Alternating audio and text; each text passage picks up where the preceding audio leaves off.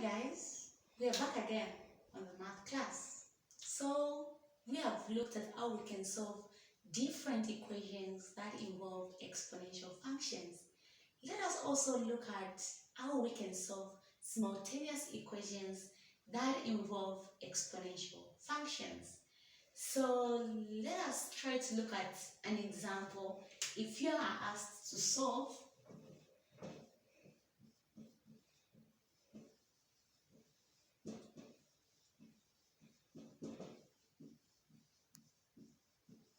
the simultaneous equations.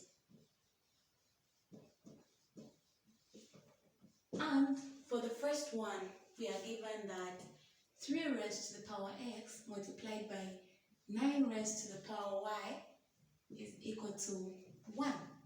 Then we have the second equation, which is 2 to the power 2x multiplied by 4 to the power y, and it's equated to 1 over 8. This is what we want to find. And our focus is to find the value of x and the value of y.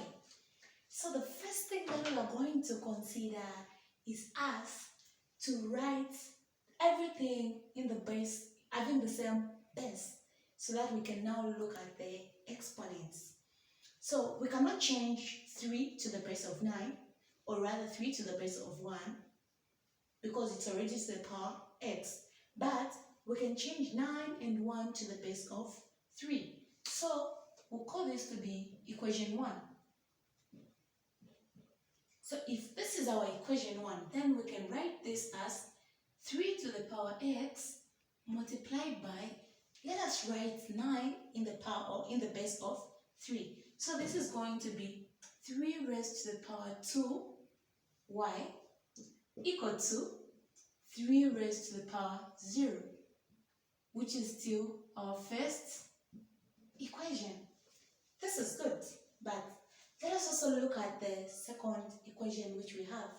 Actually, even before we go to the second equation, since we have the same bases, we can now deal with the powers.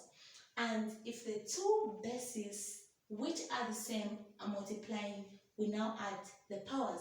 So this is going to be x plus 2y being equal to 0. So we're going to conclude that this is equation 1. So let us come to the second one. We have 2 to the power 2x multiplied by 4 raised to the power y being equal to 1 divided by 8. So we're also going to write this 1 over 8 in the form of an exponential function. Already we have this 2 to the power 2x multiplied by 4 to the power y. So we'll rewrite this 4 to the power y in the base of 2, which is just going to be 2 to the power 2y, because 2 to the power 2 is going to give us 4. And last time we learned that if you have a fraction and you want to write it in the exponential form, it simply means that it has the negative exponent. So when we look at this 8, if we write it in the base of 2, it's going to give us 2 to the power 3. But this is a fraction, which simply means that we are going to have the negative exponent, which will be 2 raised to the power negative 3. Now that we have the same bases, we're now going to deal with the exponents. The two bases are multiplying, which are the same, so we're going to add the exponents. And this will be 2 to the 2x plus 2y being equal to minus 3. And this is now our equation 2. So we are going to deal with equation 1 and equation 2 and solve them simultaneously. So we have the first equation, which is x plus 2y being equal to 0. And we also have 2x plus 2y being equal to minus 3. So we're going to eliminate something from here. We have x and y, and we're going to use elimination method. So if we use elimination methods, it's so direct for us to eliminate y. So from here, we're going to subtract. So that when we subtract x minus 2x, this is going to give us minus x. Then 2y minus 2y, that gives us a 0.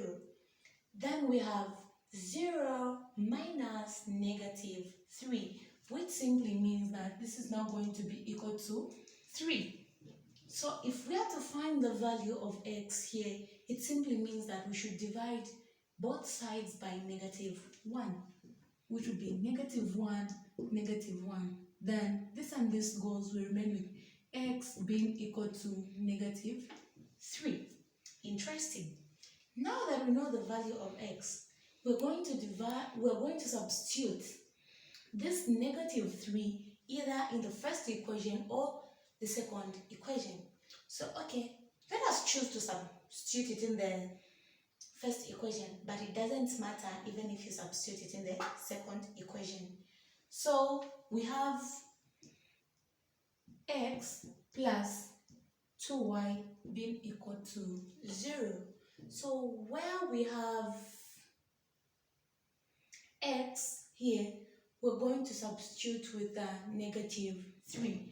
So this will be minus 3 plus 2y being equal to 0.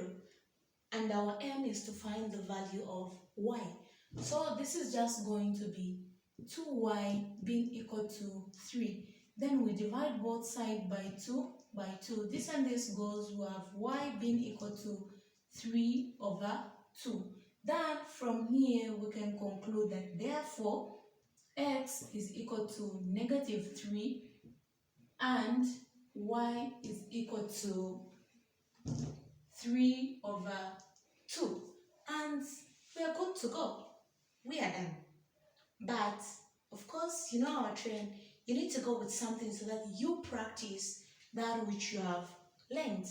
So I'm going to wrap the first part and write a question for you.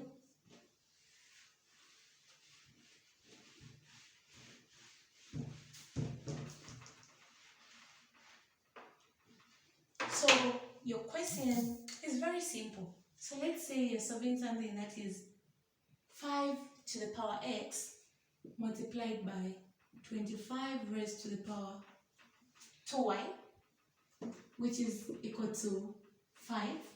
Then the other one is 3 raised to the power 2x multiplied by 9 raised to the power y minus 1 being equal to 1 divided by 27.